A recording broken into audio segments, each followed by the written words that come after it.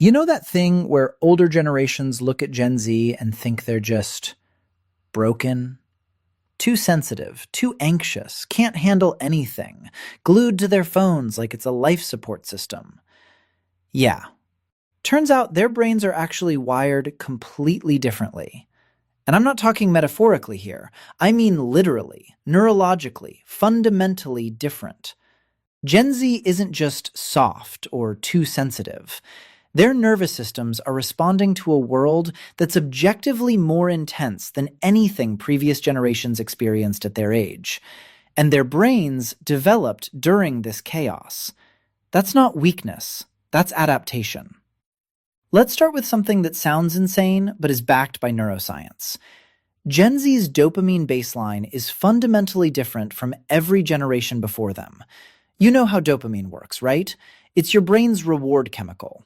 Every time something good happens, you get a text, you finish a task, someone likes your photo, tiny hit of dopamine. Your brain says, "Good job, do that again." But here's the kicker. Gen Z grew up with smartphones from childhood. Not as teenagers, not as young adults, literal childhood. Their brains were still developing, still forming neural pathways, still figuring out how rewards work, and they had infinite dopamine at their fingertips. Swipe, dopamine. New notification, dopamine. Funny video, dopamine. Someone responded, dopamine. Their brains learned that rewards come fast, frequent, and with minimal effort. Now, compare that to previous generations. You wanted to talk to your friend? You called their house phone and hoped they were home. You wanted entertainment? You waited until Saturday morning for cartoons. You wanted validation? You had to actually do something in the real world and wait for someone to notice. The dopamine hits were slower, less frequent, required more effort. So your baseline, your normal level of stimulation, stayed relatively low. Gen Z's baseline? Sky high. And this isn't theory. fMRI studies show that brains exposed to high-frequency digital rewards during development literally restructure their reward systems. The threshold for interesting or satisfying gets pushed higher and higher. So when someone tells Gen Z to just read a book or go for a walk or be patient, they're asking their brain to find satisfaction in something that barely registers on their dopamine radar. It's not that they don't want to, it's that their nervous system is literally screaming, "This is boring," because it's been trained to expect constant stimulation. And then everyone calls them lazy. Wild. But wait, it gets weirder. Because this dopamine rewiring doesn't just affect their attention span, it affects their anxiety levels too. Let's talk about the anxiety epidemic. Because yes, it's real. And yes, the numbers are terrifying.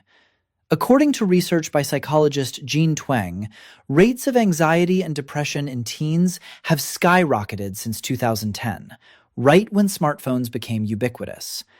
We're talking a 50% increase in clinical anxiety disorders among Gen Z compared to millennials at the same age. Previous generations, you went to school, you dealt with social dynamics, then you went home.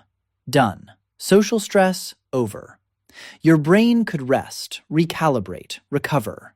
Gen Z, there's no going home.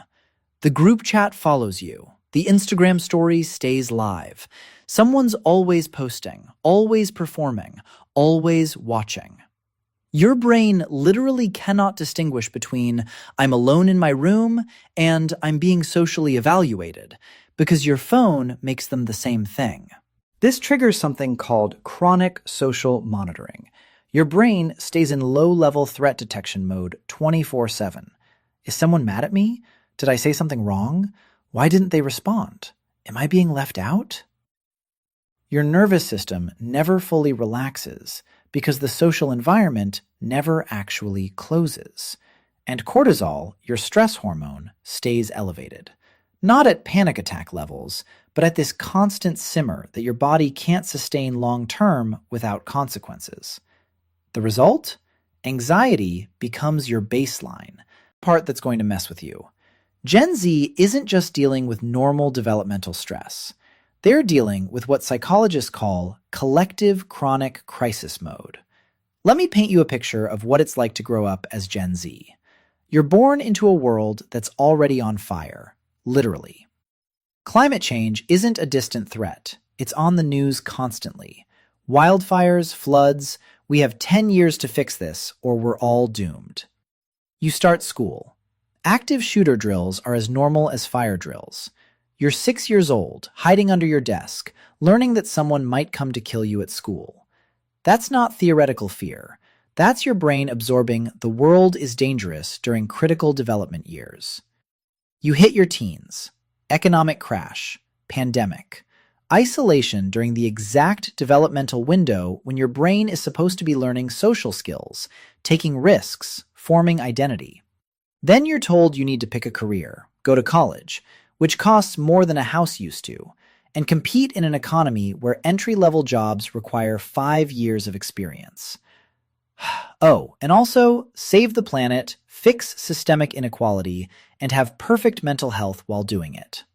Your brain is trying to develop a sense of safety and future, but every message you're getting is, nothing is stable, nothing is safe, the world is ending and it's on you to fix it.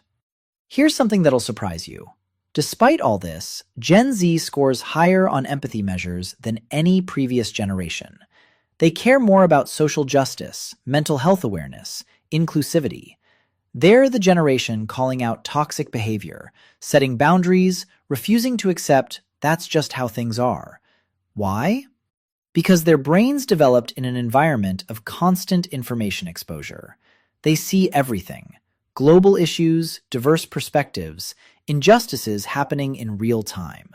Their mirror neurons, the parts of the brain responsible for empathy, have been activated more frequently than any generation before. They literally can't unsee suffering. That's not performative. That's their nervous system responding to unprecedented access to human experience.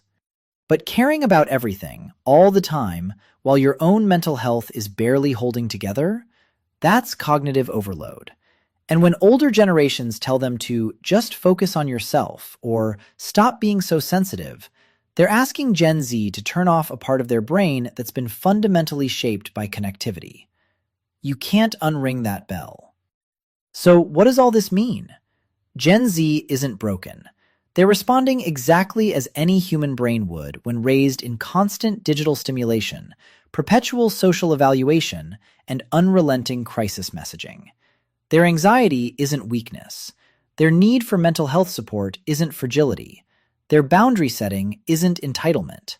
It's their brain trying to survive in a world that's wired completely differently than the one previous generations navigated. And honestly, the fact that they're still here, still fighting, still creating, still caring, that's not just resilience. That's extraordinary. They're not the problem. The world they inherited is. While I have you here, it would genuinely mean a lot if you subscribed. There's also a join button on the channel if you'd ever like to directly support more of these deep dives. And check out some of my other psychology simplified videos on the screen. I think you'll enjoy them.